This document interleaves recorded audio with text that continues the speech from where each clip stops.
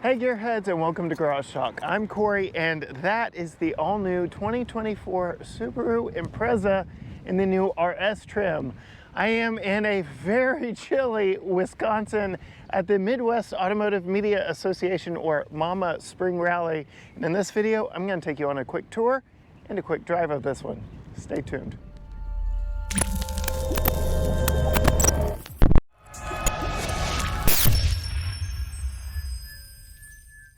Yes, gearheads, it is very cold, it is very windy, and this Texas boy did not come prepared for springtime up north. So it's very chilly out here, but you didn't come to hear about my packing decisions.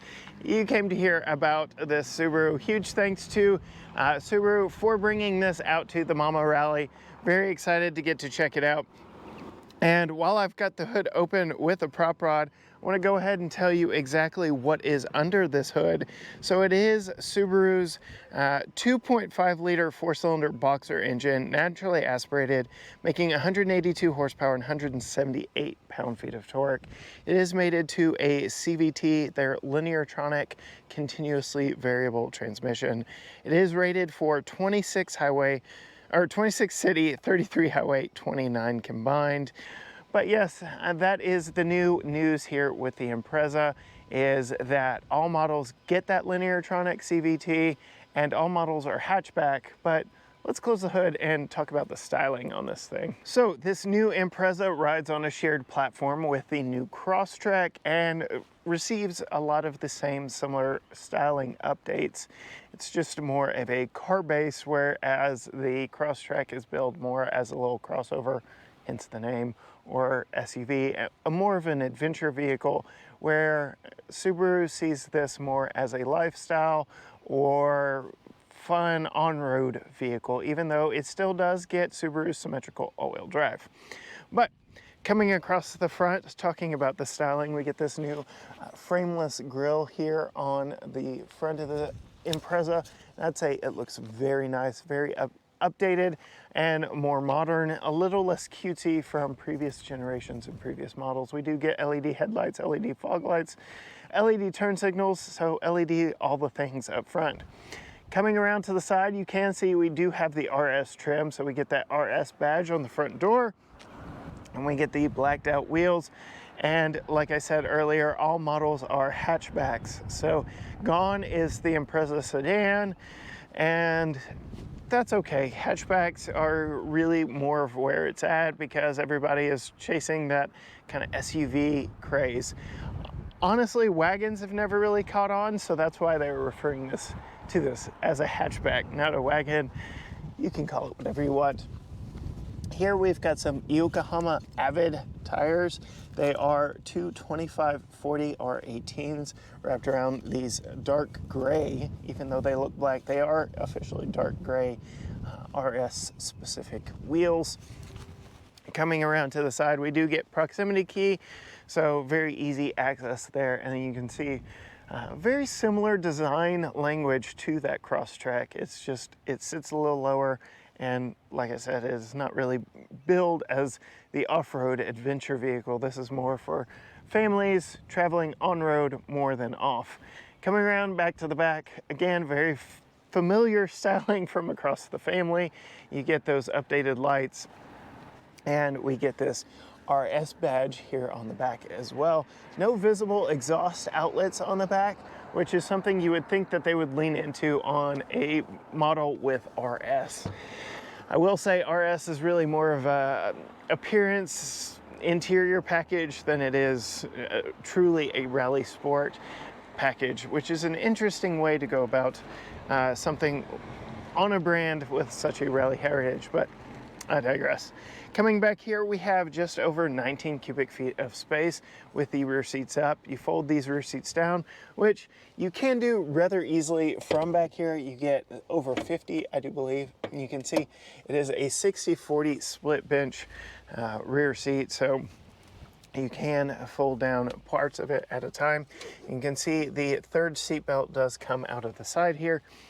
And looking for child seat top tethers, we've got 3 across all the way.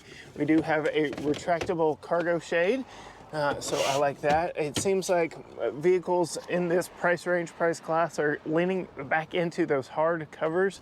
So I like that we get to this roller shade back here. We do get a little additional storage underneath the false lid floor here.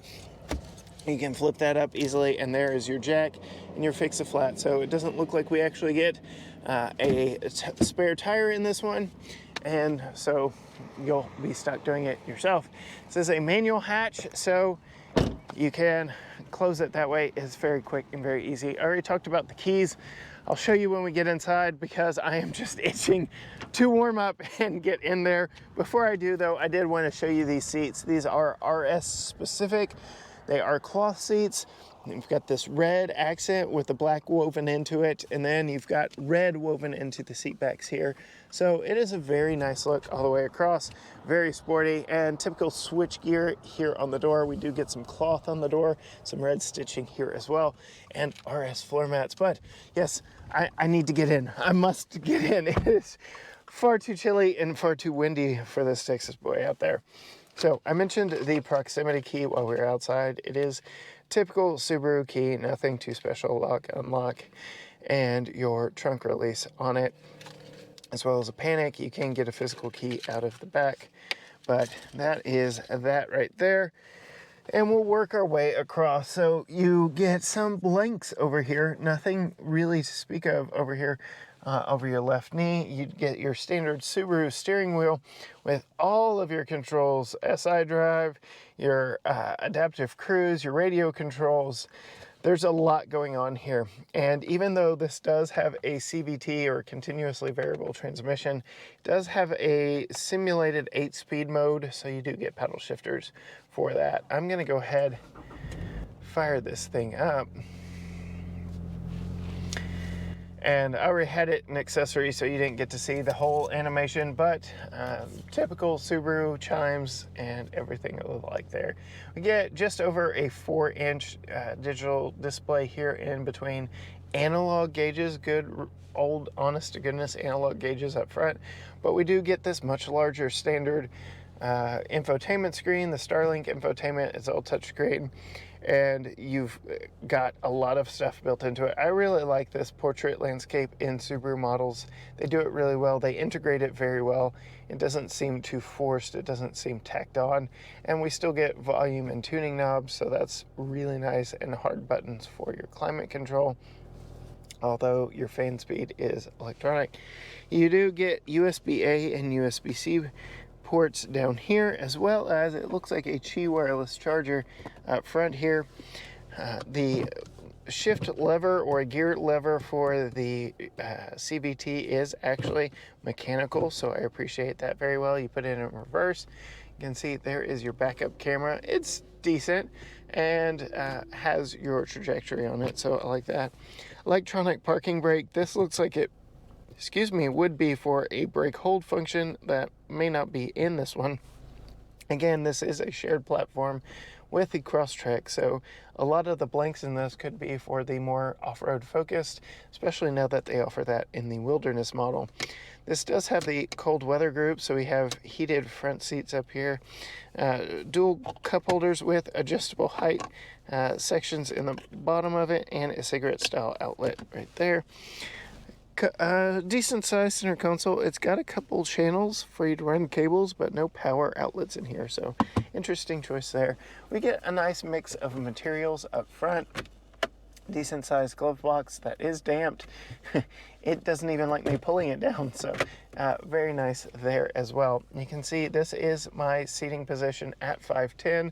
It's not bad. I'm quite comfortable. No sunroof in this, so rather good headroom. Really comfortable all the way around. But let's go ahead and move around to this back seat and see what it's like sitting behind myself. Make sure I'm still in park after putting it in reverse, and hop out. Whew, it is chilly. Pop into the back here. I do want to show you before I sit down, we still get that red accenting on the back seats as well, and you even get a gray here. So I really like that it's not just a sea of black in this vehicle. Subaru gives you something to mix it up and make it nice. So plenty of legroom behind myself at 5'10". There is a nice little dip in the back for my knees, but no map pocket on the back of the driver's side here. We do get USB-A, USB-C over here, and we get a map pocket. No air vents or anything of the like back here, but the 2 power outlets, that's a nice touch. And we do get a fold down center armrest and a couple cup holders back here. I already mentioned that this is a 60/40 split bench rear seat, so it will fold forward, and it does not recline, but I've got decent headroom back here. It's less than up front for sure, but there is a little cutout here that my head fits into rather nicely. All around, not too bad. Let's get this thing out and see how it drives. All right, gearheads, setting off in the new Subaru Impreza RS. And the story of this vehicle, especially driving impressions, everything that Subaru aimed to accomplish with this vehicle can be summed up with one word: refinement. So it is a smoother, quieter, more comfortable cabin. We will see that in just a moment as we get out on public roads, out of the Road America complex here. But the steering was borrowed from WRX, and if you know the history of WRX, it used to be the Impreza WRX. So Subaru still does kind of offer a Impreza sedan, in that they still offer the WRX as a sedan only. So there is that, but they have since parted ways. Like I said, this is more Crosstrek than it is WRX, but does borrow the WRX steering. It is a dual pinion rack, electric power rack. It is supposed to be much better, more refined. And then the body stiffness of this vehicle is supposed to be improved by about 10%.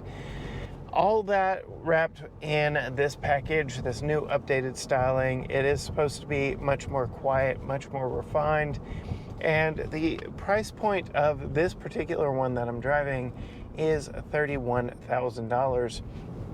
So it falls right in line with some subcompact crossovers in the segment.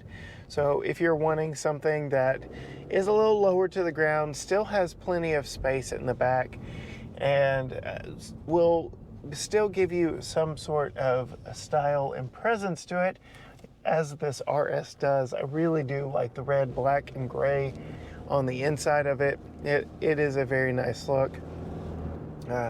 You might want to look at the Subaru Impreza. Another thing about this one is all the safety technology, the EyeSight cameras, and everything that Subaru leans into with their safety. This has got the latest and greatest from the brand, so you know that this Subaru has got your back there, helping you along the way. It is driver assistance technology, not so much safety, but again, it is there to assist you. Here's the ultimate test of ride. First, railroad tracks, rode over them quite smoothly, quite well. And we're about to get over some textured pavement up here that will really test out what this is like. Broken northern pavement that I'm coming to find out is a little bit of a thing around here, just because the cold weather does things to the pavement that we don't quite experience in Texas. But yeah, let's go explore this rough pavement section up here and see how improved this ride is over previous generations and over other models in this price range.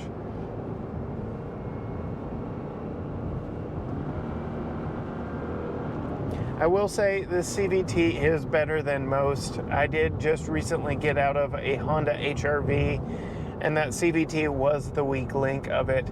This, with its 8-speed simulation, is a much better unit. So it's a good powertrain. It's a 2.5 liter 4-cylinder. Yeah, even here over this broken pavement, this is not a bad ride. I mean, you do feel the bumps, you do know they're there, you don't float over it like you would a Rolls-Royce, but you're not buying a Rolls-Royce at $31,000 with the Impreza RS. You get what you pay for here. This is a very nice, very calm, very comfortable vehicle that I think will serve many families very well. And going back to that one word that I would use to describe the theme of the 2024 refresh or update for the Subaru Impreza refinement, I would say they did a pretty good job here on this one. Turning radius is really good, really tight. All right, I know this is not a drag car, but we're gonna see just how it performs when you mash it. Nothing special. Oh, engine starts up, but let's just...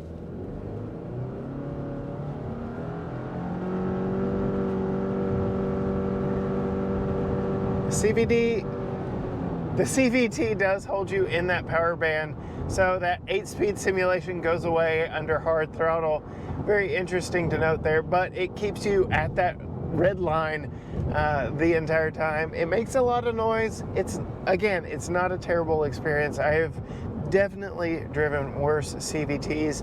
I haven't even messed with SI drive, so that is one thing to note. I know a lot of people have come in on previous Subaru videos that I've done where I've done basically what I'm doing here, a speed date of sorts, where I just get to know the general character of it, know whether or not I would even want to spend more time with it. And in the case of this 2024 Impreza RS, I would absolutely love to get to spend more time with this, get to live with this one for a week. And if you want to see that, let me know down in the comments below so that I can pass that along to Subaru and hopefully get one of these home for not only me to test for an extended period of time, but we can get Holly behind the wheel and load Tucker's child seat in the back. Really see what this is like to live with, load up luggage, you know, the full battery of tests here at GT Garage Talk. But that is about it for this speed date of the 2024 Subaru Impreza. If you want to know more from us, find us at gtgaragetalk.com. You can read more about this vehicle and many others that we've tested. You can find us on all social media platforms: Facebook, Instagram, Twitter, TikTok, YouTube. Everything is at GT Garage Talk. Give us a follow, like, subscribe, comment, ring the bell, all the things to help the algorithms know to show you more of our content. But as for me, from the Mama Spring Rally behind the wheel of the Subaru Impreza RS, until next time, gearheads.